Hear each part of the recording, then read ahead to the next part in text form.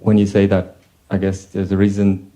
Like, I guess I got attacked this morning, but you're kind of saying like a bit of it, like, because for you that's not the case, but for me that's also a lot of the compensation. Or is it the attack? Like spirits attacking you is not really compensation. Spirits attacking you is because they don't want you to change. They get they get certain things fed through you, and they don't want you to change. In my case, they don't want me to change. If I change, I'm going to become braver. I'm going to talk more. I'm going to be more forceful, more open with everybody. I'm going to be more direct with everybody, more honest. I'm going to speak more of God's truth, and it will be more well known. Like, do all the spirits who are guiding the world's political systems and the religious systems and the economic systems and the medical systems of the world, do any of those spirits want that to happen? Of course they don't. So of course they've got a vested interest in attacking me. But just like many of the spirits with you guys, so some of you just have one or two spirits with you, but they're vested in you keeping on the same addictions, on the same path, on the same, on all of these things. Sin is freedom, sin is pleasure. A lot of you don't realise, but actually a lot of these thoughts are not even your own. They're encouragement from spirits, unseen people around you, to encourage you to continue your justifications so that you don't progress.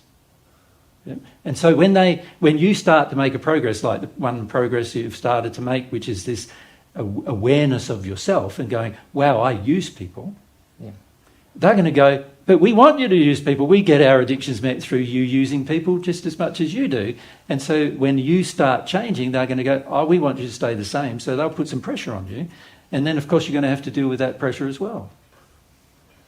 So how can I differentiate between, I guess, in the past, people get angry with me because I'm using unloving. them. Yeah. Yep. So how can I differentiate between when, because Diane has said to me at times, like, this is not you being a victim. This is you, like, really not listening to someone because you think you know better and whatnot.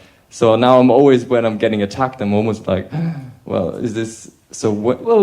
Well, you see, this is where sincerity is required. Yeah. See, for you, whose mother has treated you like a prince, you're going to think anybody correcting you is attacking you. Can you see that? Yes, especially when women say it. Especially when women do it, yeah. You're going to think they are attacking you, right? So if you're sincere, you would go, what I want from a woman is, I want her just to think I'm nice all the time. Yeah, and yeah. And I want the woman to serve me. Yeah. And I want her to just make my life easy, right? And so that if you're sincere, you'll say, this is what I wanted. This is what I wanted from her. Now, naturally, that's going to make some of those women nuts about, like they're going to go, that Julius character, I don't want him in my life. Most women don't want me in their life. That's right. Like, and I can sort of understand why. Yeah, right? I do. Yeah. So you can understand that. Now, very few of them are honest enough or truthful enough to tell you that you're using women. Is it because they're afraid of me? Well, I can get quite mostly angry. They're afraid of themselves looking bad when they raise an issue with a man. They're afraid of the man's projection that they're they're a afraid of bad the man's woman. projection. So it doesn't have to be violent rage, but No. just most women have the addiction that men think that they're a good An woman. example is, every time Julius isn't treated like a prince, he projects. Prince Julius goes, you're not treating me like a prince. You're very bad. Yeah. To whoever doesn't treat you like a prince, right? You're very bad. You're a very bad person. And if you don't say it, you feel it. I feel it, yeah. You feel it. And then on top of feeling it, you underminingly say things to them about their life. Oh, yeah. So you don't come out and directly just say, you're bad because you're not meeting my addiction. You go, you're bad because you're not really practicing divine truth, and you don't really love me, and look how angry you are, and look at, so you see what I'm saying? You're actually undermining the person as well. Because of my strong intellect, I can just kind of, I don't have to do it direct. I would call it a strong intellect, but not very logical one. No, but... No, because it's actually going to create more problems with the women, right, at the end of the day. But so it's not being very logical, but yes, you're able to pick on them. Yeah. You nit, you pick on little things in them. I see the weaknesses, and That's the right. spirits probably also help me. Exactly. There's very spirits with you who now probably attack you if you change, and they're going, "Here's a weakness, Julius." It's like automatic. It's like I sometimes with Nelly also, I can see it like she's being vulnerable with something and it comes out. Yeah. Like it just. Yeah. And like I'm just like poking with the finger in that wound. Yeah. And I'm like, oh, fuck. Yeah. This is a way to punish them. Yeah. For the fact that Prince Julius isn't getting treated like a prince. Mm-hmm. Do you understand? Yeah. And if you understand the dynamic, it's going to help you work through it emotionally, right? But if you think about that entire dynamic over the years, so when did we first mention to you this dynamic? That I can remember that you actually did. Like directly when said did to you come to Australia? I came to Australia in October 2019, so that's almost 5 years ago. Yep. So 5 years ago. So I'm pretty sure on your first day. On the very first day. Yeah. That you attended. Yeah, right. Some women pointed it out. Yeah, Elo did. Straight away. Elo did, yeah. Elo did, yeah. Straight away. Right. And I had no idea. Like I thought, and I remember. I think Maya said something similar. It's like I was like, it's completely like it's completely wrong. Completely wrong. Like you don't understand me at all.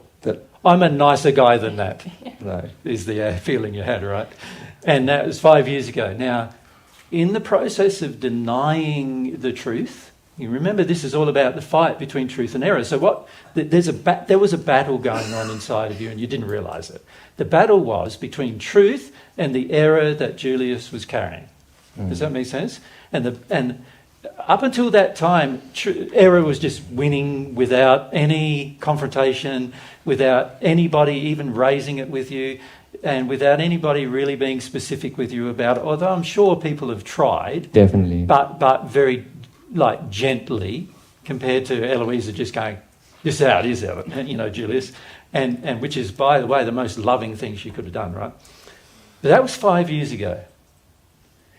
Error continued to fight for itself in you. You wanted grim death. Yeah, you wanted to stay in denial and illusion about yourself and about what you're doing and about how unloving it was and so forth. And this is very common, Julius. I'm pointing this out to you, but the reality is, the rest of the group here is going to have to go through the same experience with lots of different things, right? So 5 years ago, you had the chance to start fixing it. Yeah. There was a pretty good chance that if you started 5 years ago, what would be happening now?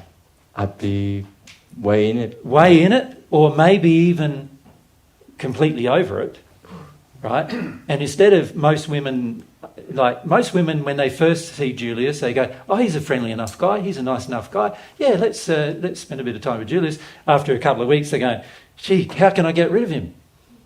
Right? Yeah. Now, in the future, if you had dealt with that 5 years ago, by now, you probably have a woman that didn't want to get rid of you.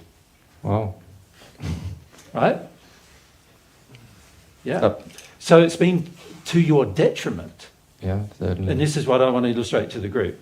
And so please don't feel like But I'm still happy. I even if it's 5 years, I'm still happy. I can change or do something about it. True. But you also had the chance to do it 5 years ago. Yeah.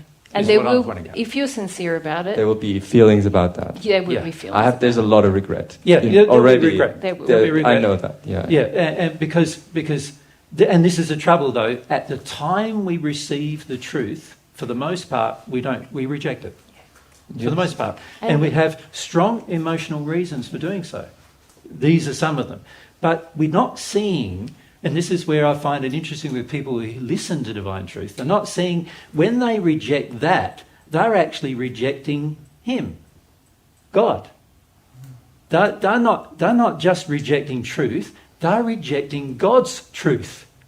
It belongs to God, and it's a part of the expression of God's nature and personality. So whenever you reject the truth, and whenever you become unethical and all of these kind of things, you're actually purposefully rejecting God. You're actually in a fight with God.